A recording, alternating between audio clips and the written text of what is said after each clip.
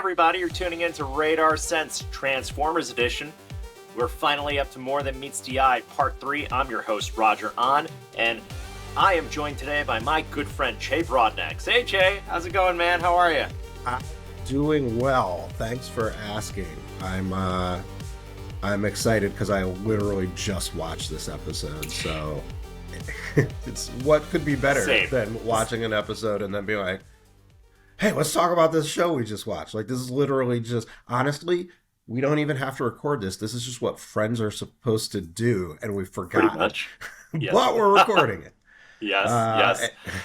In case y'all out there don't get a chance to talk about the third episode of More Than Meets the Eye with someone. Yes. This is exactly what friends do. And I think about if you're already a consumer of TV, podcast review, rewatches, and things like that, you sometimes hear the hosts say they've watched it a couple of days beforehand. They've analyzed it, they've thought about it and stuff.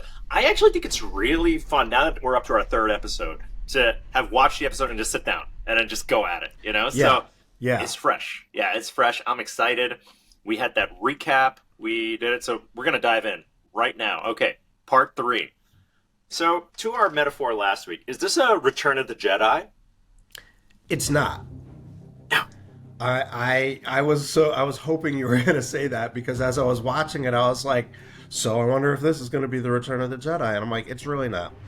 And I'll tell you why I say that. Structurally, it's not, because it's our I don't know. It's not our Star Wars either, but it's like structurally the thing that makes Return of the Jedi is that you've got, in the third act, you've got the Endor battle happening simultaneously with the space battle happening simultaneously with Luke confronting Vader, right? And so you've got that like triangle of sequences. You've got like the three characters. You've got and you've got like sort of the external stakes, the personal stakes, the philosophical stakes, like all like it's, and that's what makes Return of the Jedi structurally. Of course, I also think it's a fantastic resolution to like the Skywalker thing. And I'm not counting the prequels. Maybe it is with the prequels too, but I'm just saying, like, I don't care about them. It's not that I hate them. I've moved past that. It's just I don't care about them. Like, there's 3 movies that I care about. And then there's some movies that I like that are like spin-offs of those. And then there's Andor, which is like, thank you for happening. Anyways, right? It's not the Return of the Jedi of the... It's its own thing. It's its own thing. Yeah, we start off with Optimus Prime. He's rolling down the hill, so I decided to simulate that. For people watching... You used to do that all the time. He's falling down. For those only listening to the show, I just took my son's Optimus Prime and I flipped him over a couple of times. Yeah, and also for those listening, it's like a reissue of a G1 Optimus Prime. It's not no Flames Lips Optimus Prime. No Michael Bay here. No Michael Bay. No, we're not doing that on this podcast. We're not those kinds of people. We're not those kinds of people. Okay, so it's like but it's okay because they rush up to a Prime. Are you okay? Like, okay. Can you transform? It's like, I think so. I'll try. And we get this really long transformation sequence that's one, as a kid, I loved it because it's like, oh, they're like actually showing how the toy transforms. And that's like, I don't know if there's some psychology there or if it's just a personal thing that I just really loved that. And then the other thing about it that was so interesting to me this time, and I think was probably one reason why this is one of those scenes that has really stuck with me, is that it's hard for him to transform. He got hurt, and now it's harder for him to transform. And he's like, Yep. and it's like,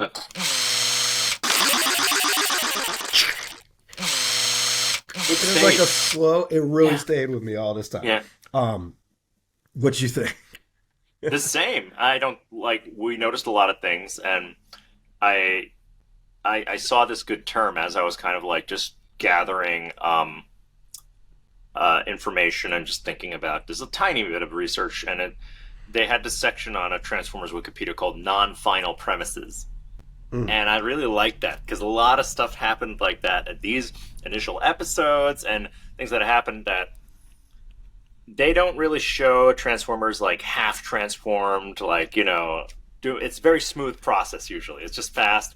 And that added that organic quality to it that it made you pause it humanized them. It humanized them to show effort and pain and all these things that you often don't see with robot characters, and that was a nice bit of sci-fi craftsmanship. I really liked that.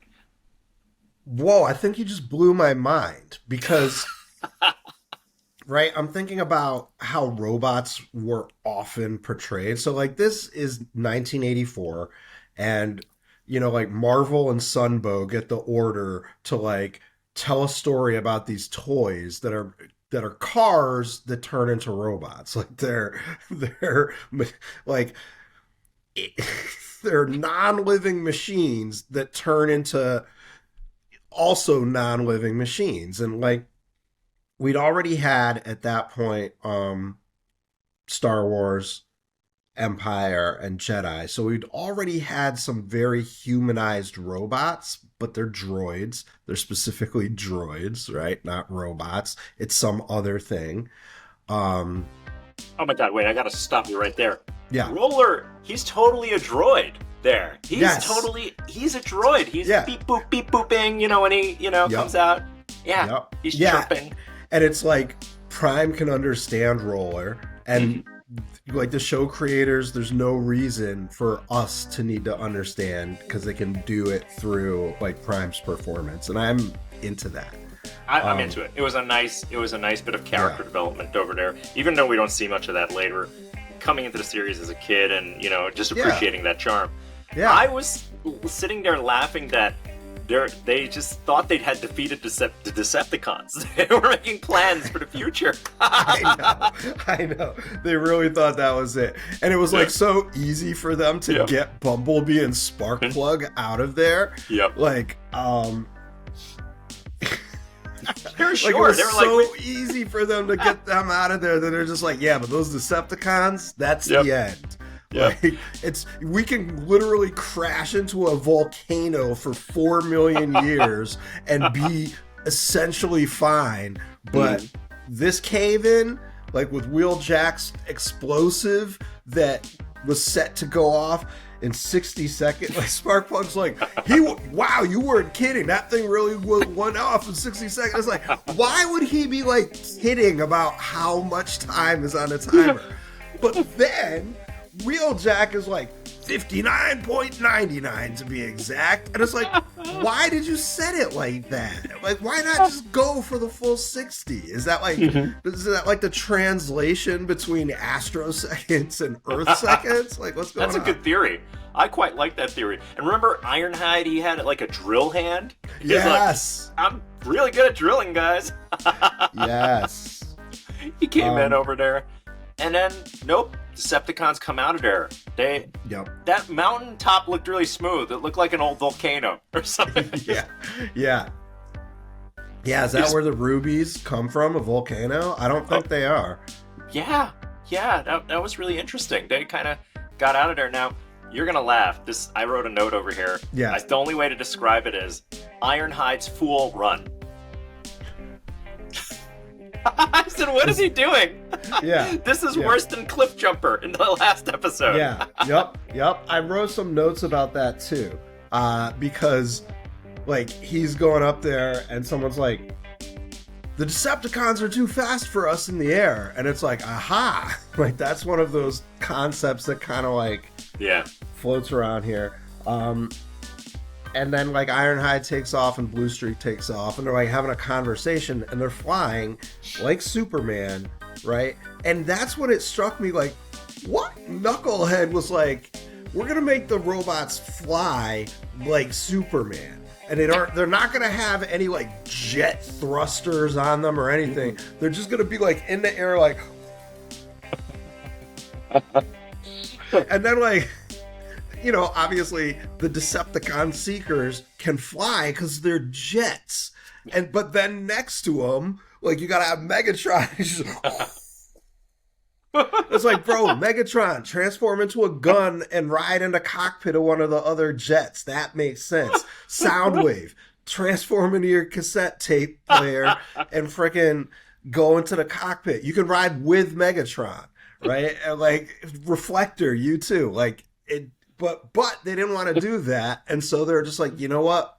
It's okay. We're just gonna have robots flying, and it didn't even put like jets in their feet. Okay, that's what I want to say. And then there's a little continuity error, right, with Ironhide's missile launcher. Like, it's already up, and then once they like get close to the Decepticons, it comes up again. Whoa! I didn't notice that. Yeah, yeah. This scene, I was like taking notes furiously. You know, like, guess whose superpower is back yet again after Ironhide gets shot down? Oh, I'm not remembering this. I don't It's know. Jazz's hook hand. Something that's not in the toy, but in every episode he's pulled out the hook hand to save someone. What did he use it on again? I just watched this. So when Ironhide gets shot down, he crashes into like a pond or something. And then Bluestreak runs to, and this is also something that I thought was interesting, right? Like in the pilot of the show, right? We've established Bluestreak as like the silver version, which was the more common toy, but the toy in the catalog was the blue version. And like, so everyone was like, is there a blue streak? Is there like, I remember my friend used to call his toy Silver Streak because it was like, you know, and I was just like, what's going on? Anyways, Jazz pulls him out of the pond again. Like, it's just, he's always pulling people out of the water with his hook hand that's not a, like, why isn't it like one of his speaker powers or something? I don't know. And then that totally, yeah. I wanted to address a note here because it's gonna come back in the end. But Skywarp, so cool. Yeah. I really liked Skywarp's professionalism as he, you know, he got some pot shots thrown at him. He kind of just turns to Megatron in his jet form and is like, permission to go back there and just kick his ass. Yeah, no, I like that too. I also thought it was interesting because I felt like normally in a cartoon I would have expected Megatron to be like, Skywarp, teleport back there and destroy, you know, but instead it's like Skywarp makes the suggestion. Yeah, it was very interesting administratively. And then, I don't know, is this the first time we see Skywarp teleport? Yeah, it is. I think he might. Is. Because because it's like he introduces his superpower. Right? Yeah. He's like, permission to teleport back there. Yeah. He's like, So we get that to the Autobot base. No. I do have to say one more thing about the Ironhide sequence. So once they pull him out of the pond, Ratchet transforms into the ambulance and they're about to load Ironhide into the back of Ratchet. And I'm like, they're the same size. They're the same size, toy-wise. You can't do that. This doesn't make any sense.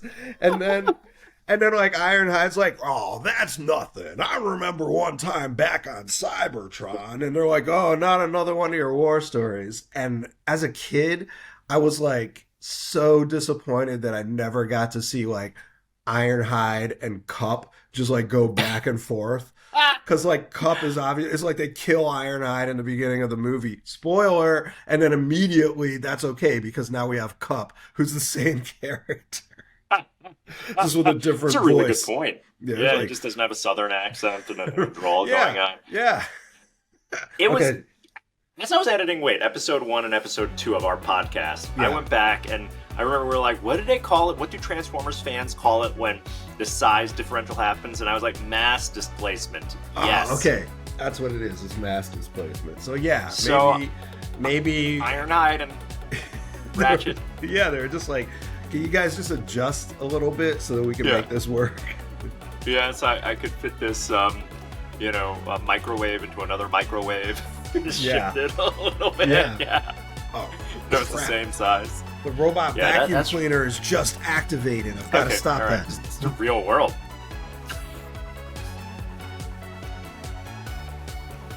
Vacuum bot. Retreat.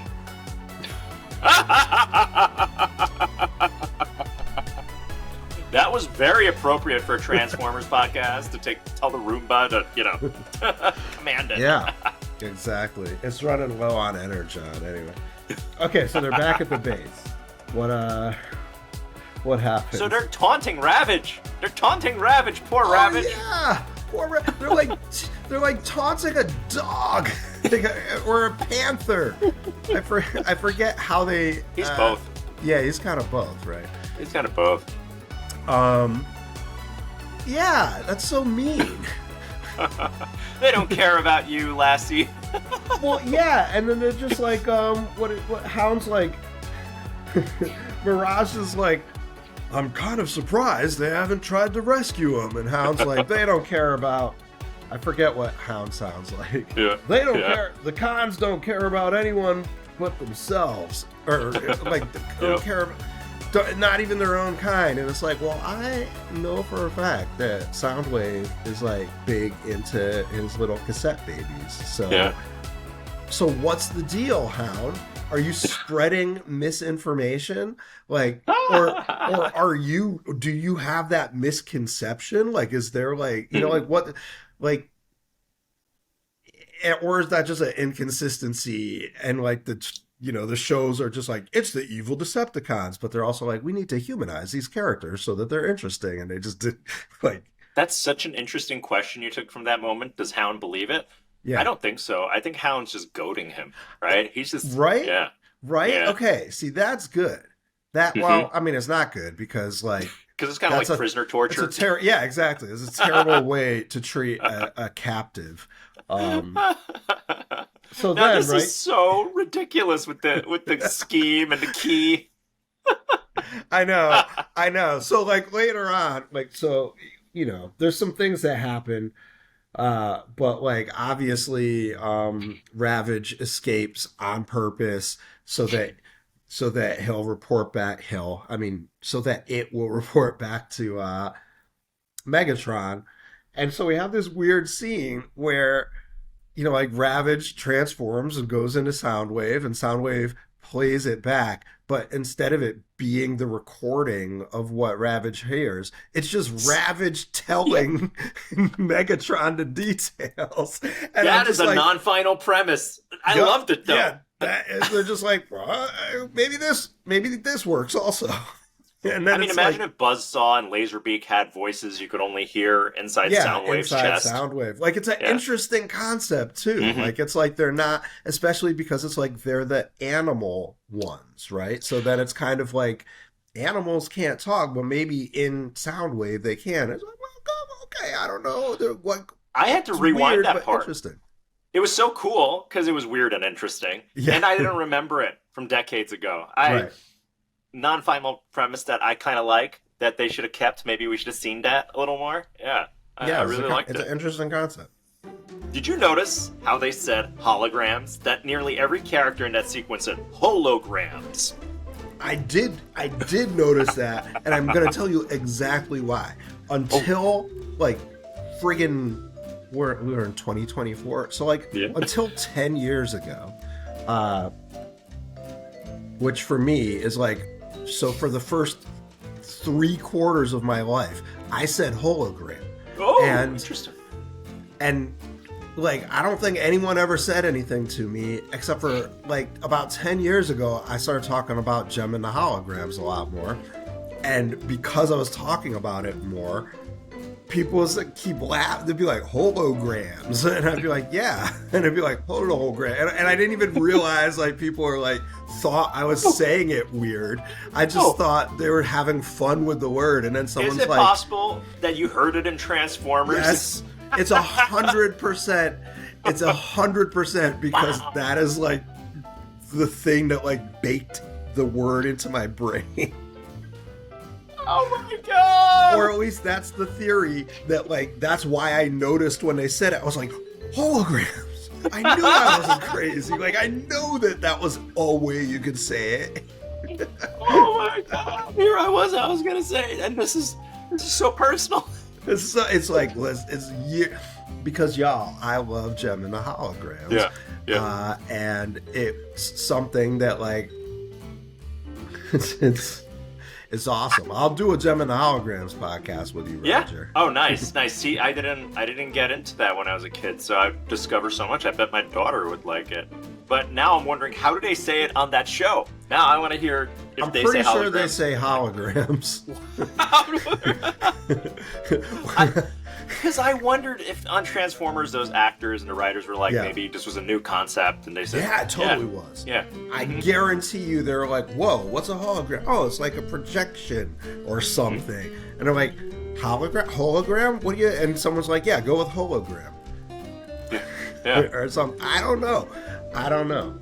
So funny.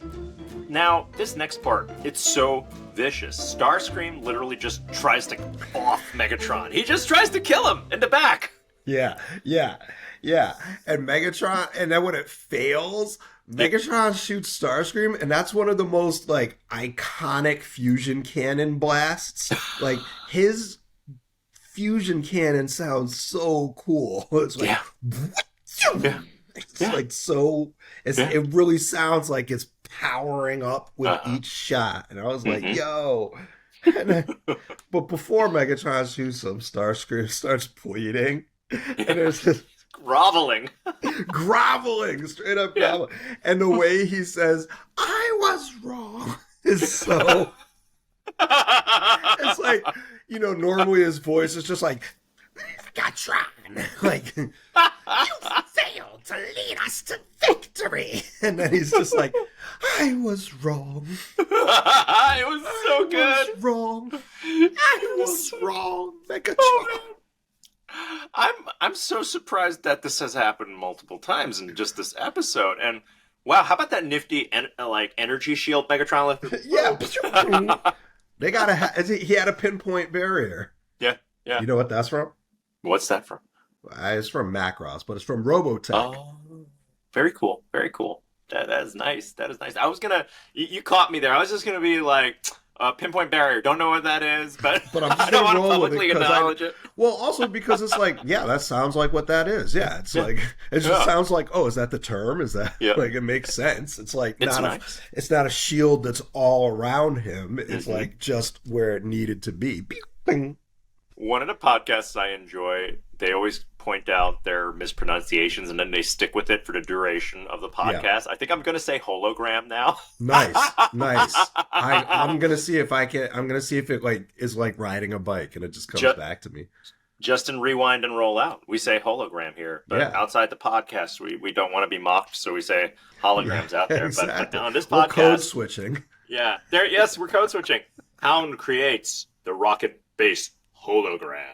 yeah, and then the Decepticons attack, and it's just nothing but junk. They just fall apart, and like, except for Megatron, who stands at the top of the hill and just gloats. Hold on.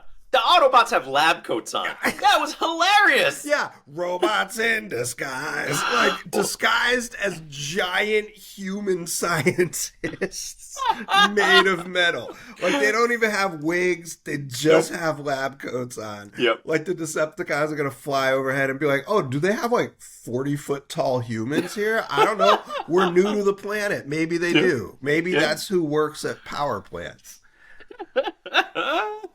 It's wild. I had to say, that was weird. Like, we tried to trick you, but we tricked you back. Yeah. And, I said Ironhide had a full run. and a fool run. And the Autobots had a fool trap. Like that was a bad trap, guys. That wasn't good. It was not, and they put all their they put all their energon eggs in the single Yeah. basket.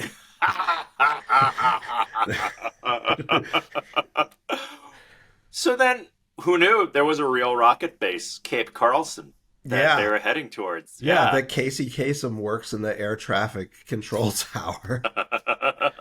Um, A yeah, real rocket base. So they head on over there, and they got everything they need to blast off. They yeah. got the Decepticon ship Nemesis. Where did They you don't hear name them? it Nemesis yet. Yeah, No, they don't. It's No, only in that yeah, later episode where it becomes named. I they're was they're thinking that. happy. Yeah, I was, they're jubilant. They're they're yeah, they're ready to go. yeah. And there's that part where the Autobots are all they've got to volunteer. They're like, Yep, we yep. yep. And I like that. I wrote that down too because it's Yeah, one of those moments where it's like, oh, Prime is the commander and yep, like Jazz is his XO, right? Like again, yep, Jazz is my favorite Transformer. yep. He's almost like a Um, drill sergeant. yeah, I got that vibe from him. But I love that they have Spike and Sparkplug, these tiny little aliens comparably to the Autobots. They step forward bravely. They hop into Hound when they get going. Listen, the thing I wrote down about that is that well, whatever. I said Sparkplug's parenting is questionable. No. It says Sparkplug's parenting is suspect. It's both. It's both. It's both. It's like, again, we're not sure how old Spike is. He's old enough to work on an oil rig. Yeah. But he also is like, doesn't drive himself until like season 2. So like, it's possible that he's like 15. I don't know. He's ready to go to war with his He's ready to dad. go to war, and that's very Yeah. honorable, and Yeah. like, like, yeah, support your, solidarity with your homies, but also you gonna get squished, boy.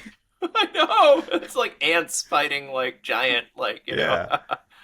like, I Res- don't know, squirrels. Respect, but Yeah. Yeah. that's dumb. I mean, it's kind of fun to see them all transform, get into vehicle mode all together. You don't, yeah. Yep. Yeah. No, this episode. The other thing I wrote down about this episode is so many transforms. There are so many, like, some of them are like real product shot, but it's like we've got each of them transform into vehicle and drive off in that part, and then when they get to the like final, like Act 3 battle, like they all transform in like series of twos back into robot form. So it's like this episode is really highlighting, like, we've got all the, like, there's the lineup of the toys before they roll out Mhm. to the final battle, and then we get to see all their gimmicks. It begins with that slow transform of Prime. Like, this one is really trying to, like, in case you didn't get the premise of this, like, of this transmedia universe, it's right here. It's a truck and it turns into a robot. They want you as a kid, as an adult, to just like be like, I just want to do it. And there I am. I'm Yep. doing it on camera here. I'm just like, Yeah, I'm exactly. transforming because they want you to do it. It's a fun thing to do, to And transform. you know what? Now, like, I don't know why I ever thought I needed, like, well, I better get one of those fidget spinners or something. It's just like, nah, man. Like, I just need a transformer. Do you even know what I really want? I want a transformer.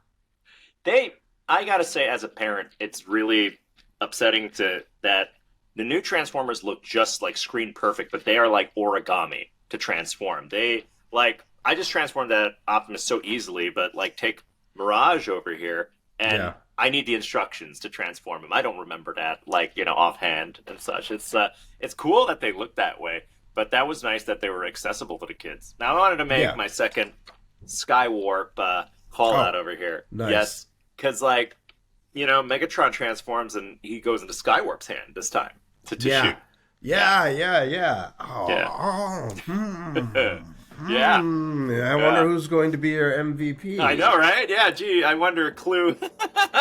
Um, what so- I grabbed off our shelf. So Hound and Rumble have a rematch, and in one of the shots, you know what I'm gonna say, right? You can say it if you want. I mean, I swear to know. You do it. Okay, Do it. It's so all yours. one of the shots, so it's the shot of Rumble like strangling Hound or whatever. It's the shot from the other episode where it's underwater, Yeah. except for it's just recolored, but it's got the like, it's got Bubbles. like the Oh, bubbles. yes.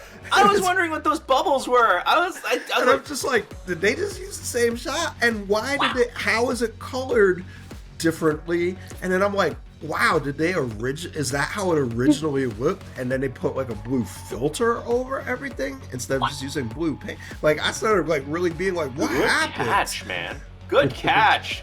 Ha ha ha! They were saving money. I yeah. thought it was like energy coming out of like Hound, like he's Yeah, like bleeding. maybe it's like steam coming out of his Yeah. joints or something. It's just the same shot from the underwater. So the Decepticons, they get away? Wait, They get no. away? You cannot skip past. Prime's trailer gets destroyed. It just Wait, gets what? blown up. So like while they're still on the ground, Yeah. there's Yeah.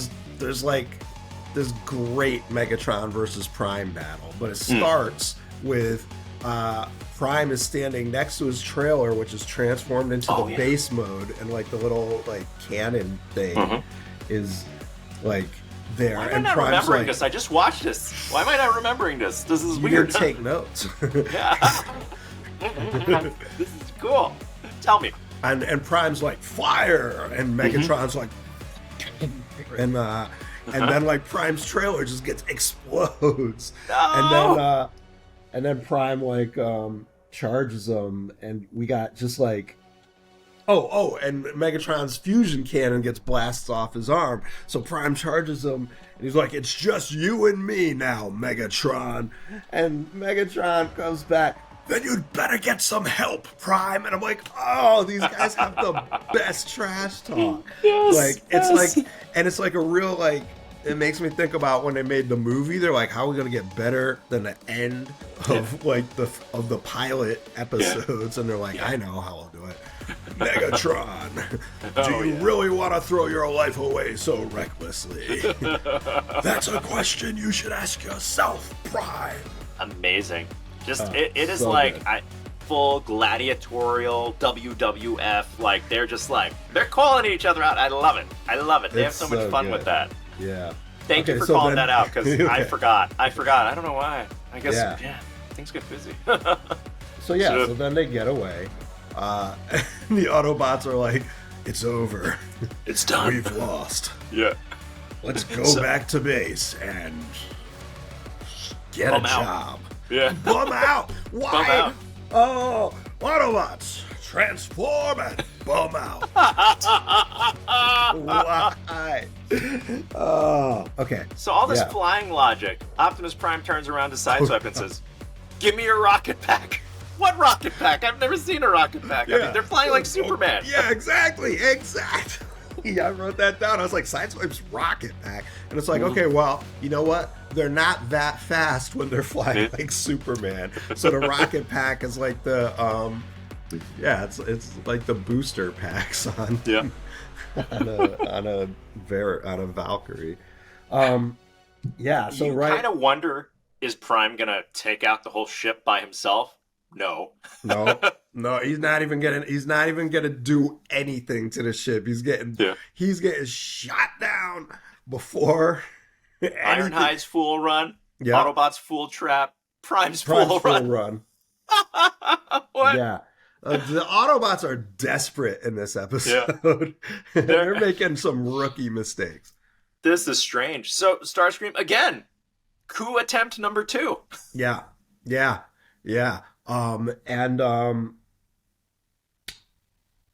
What I like about it is that it really is like a crystallization of Starscream and Megatron's. Yeah. It's like the episode is doing good work of showing you who they are. Like they're getting really, and it's like it's also beating you over the head with it because it's a show for kids, and it's like, yo, we got to get this stuff. We need these kids to buy these toys. We got, but it's so good. Like it's also just like this crystallization.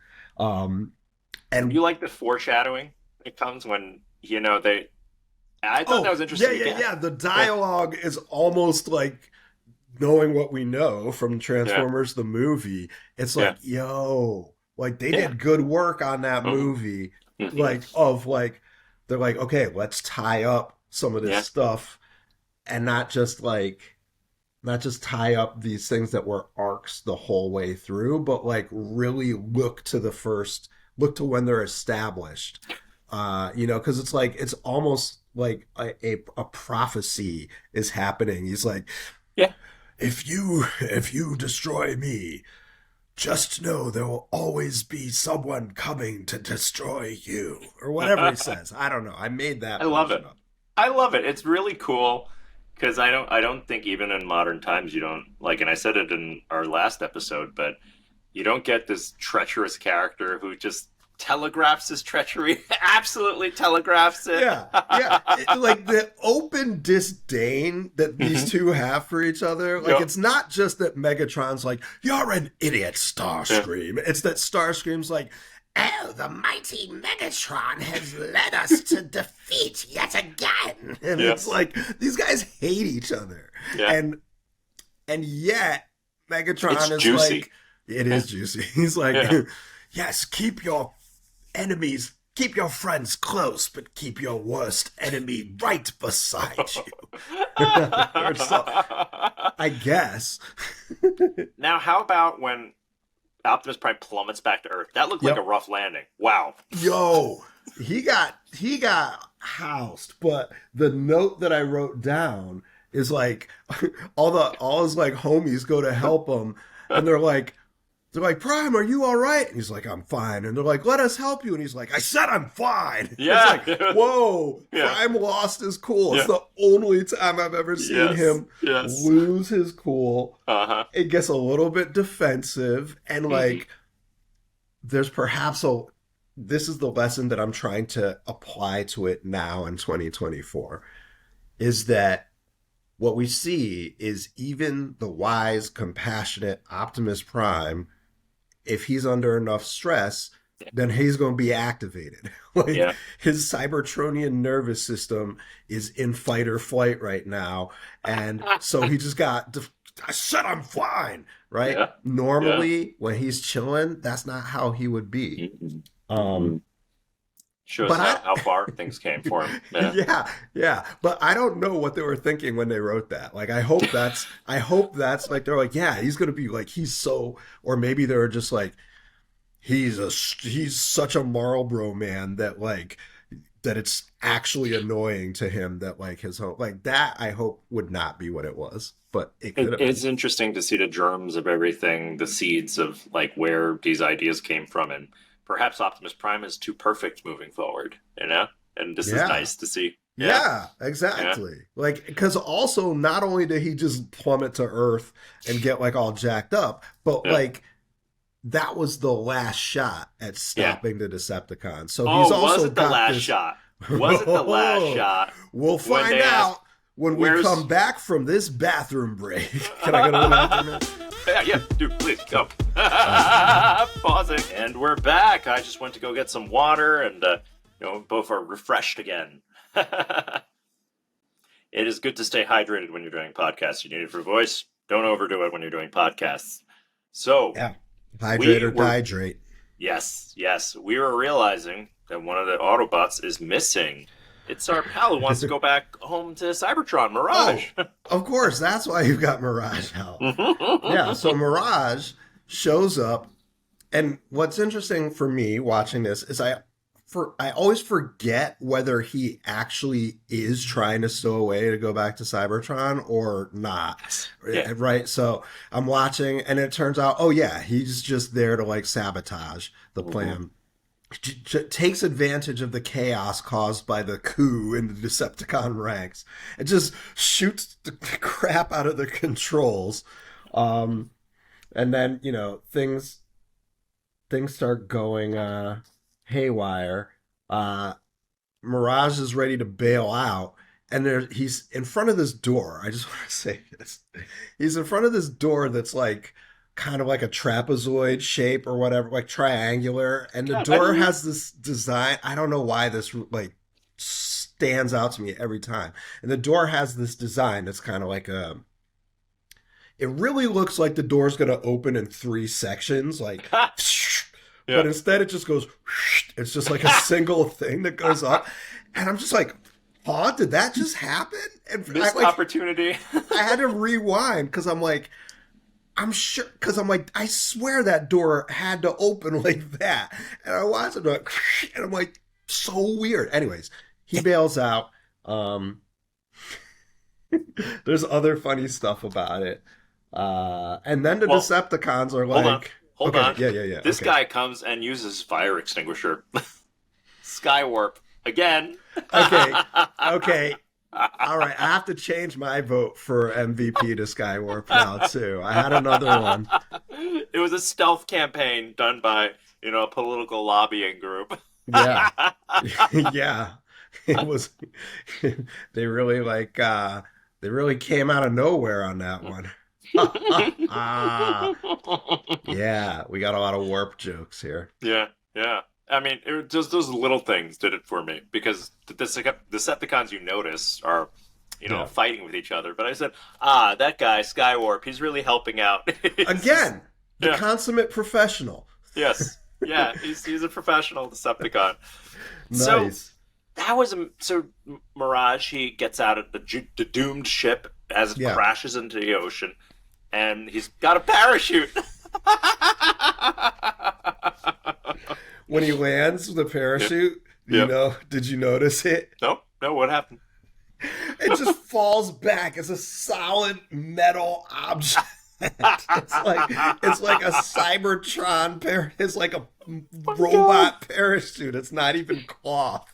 And I'm just like, what do I know? I Okay. mean, maybe that's made out of some kind of special, like cybertanium, and it's like super light. Yeah. It's pounded like one atom thick, so it's like, I don't know. Mass It displacement. I don't know. mass displacement. Mass displacement explains all of these things.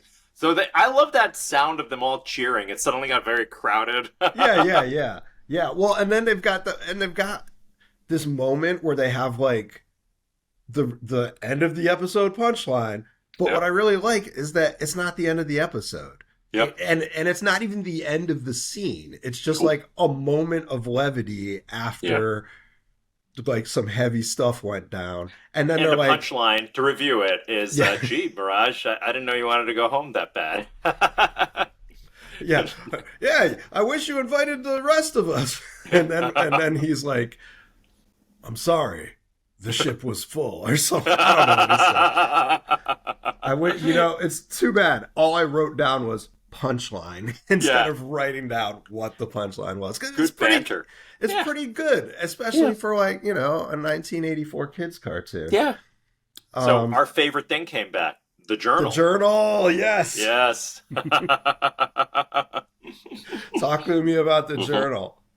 Spike's a really intuitive, introspective kid. He was Yeah, just yeah, talking about the world government, and they're all going to help the Autobots back, and now they can go back home. I said, "Wait, what? They can go back home? That yeah. didn't happen." Yeah. I was wondering. I was like, "Whoa, is there something that I've forgotten that Yeah. happens in the very next episode, or do they just like lose that premise entirely?" I think they Or, lost that premise yeah. entirely. Or Yeah. was it? You know what it could be? Hmm. It could be that since skipping ahead, of course, Megatron isn't gone. So like the one of the last parts is like Megatron swimming out from the as Yep. of yet to be named Nemesis from the bottom of the ocean out. We don't see if he makes it to the surface, but we understand, oh, he survived. And you're like, Yep. well, why wouldn't he? That ship looks in pretty good condition. Mm-hmm. Mm-hmm. You know what I mean?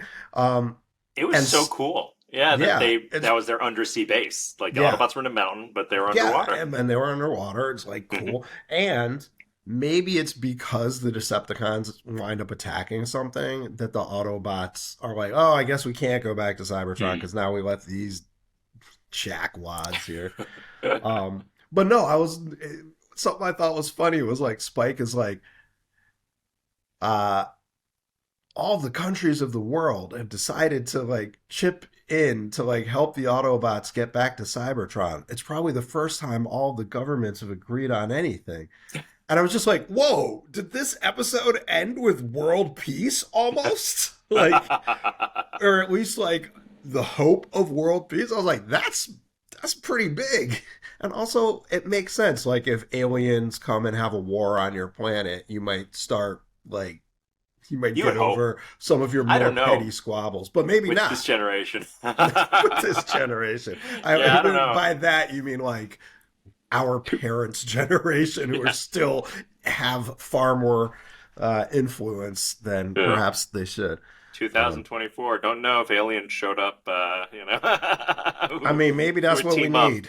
Yeah, yeah. That Alan Moore idea Yeah. from Watchmen. Yes. We need Decepticons raiding, trying to steal all our cobalt. Who knows? Again, Something like that. you know how I was saying, like, oh, if I make a Transformer movie, it would be like about the energy crisis. If I made a Transformer movie, I am coming around. Ifani Bell out there, I'm coming around to your 1997 Transformers movie pitch. It has to be a period piece. It has to be in 1984. Not only do you get to do all of the like legit G1 designs, but it gets to be about the energy crisis, and it gets to be about the Cold War and how like this like cosmic energy crisis and like squabble over resources comes to Earth and endangers Earth, so that it is all so that it kind of can do that Watchmen thing. Like, I'm so with you. It's got to be a period piece. Are you kidding me? Yes, it's got to be the 80s. You know, the kids, they'll enjoy it. They'll enjoy it still. It's fine. Well, you know what? The ending, it leaves you all wanting more. Like, we're already ready to talk about episode 4. We're like, wait. What was the reason? Why are they stuck on Earth? Yeah. Amazing episode. Really enjoyed it. What a way to kick off a cartoon series that remains our favorite. For sure. So, I don't know if you've got anything else to say before we get into the MVPs. No, we're up to MVPs. Yeah. And now I telegraphed it. Dear. Okay. I so telegraphed who's your it. Decepticon MVP? Skywarp. Of course. Skywarp. He was so cool in this episode.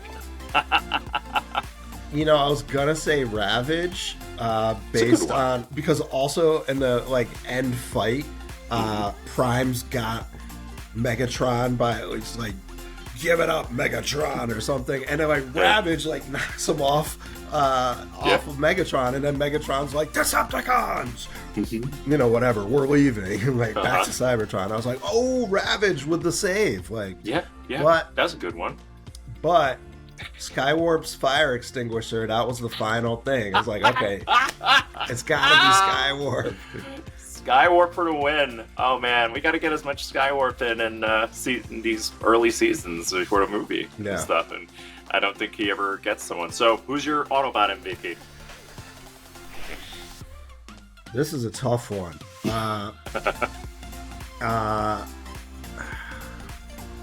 Like Prime is all over this episode, but he's also all over the place. Like he's got some bad plans. Anyway, we said in our episode 1, we said no leaders. We said it's never gonna be Prime. No. Okay. Well, then it's got to be Mirage. Yes, it's Mirage for sure. I mean, he saved them. He saved their asses in the end. Yeah, exactly. He used his trick. Like we introduced his trick on like episode 1, right? Yeah. We introduced both Hound and Mirage's trick, and then in episode 3, right? Then the tricks that they introduced in the beginning come back in a big way, and in one case it's a big dumb way. The other case is like narratively big, and of course, you know, small and smart. So, Mirage and Skywarp for episode 3. Good choices. I like that. I feel strong about those choices. Yeah, for sure. This was a really good series. I'm proud of ourselves for getting up to episode 3 with our busy grown-up lives. I'm like, wow. Yeah, it feels like a real accomplishment. Again, I'm looking at the timing and I go like, wow, another like 22-minute cartoon that takes like 45 minutes to analyze because there's just so many interesting things inside of it. So, yeah. I am going to say peace out to the viewers at home, listeners at home. Thanks for sticking with us through episode 3. Looking forward to the next episode of Rewind and Roll Out. Guys, thanks so much for listening. Che, thanks for all your enthusiasm and awesome insights and all of that. So guys, see you later. See you on the next one. Take care. Bye. Thanks for having me.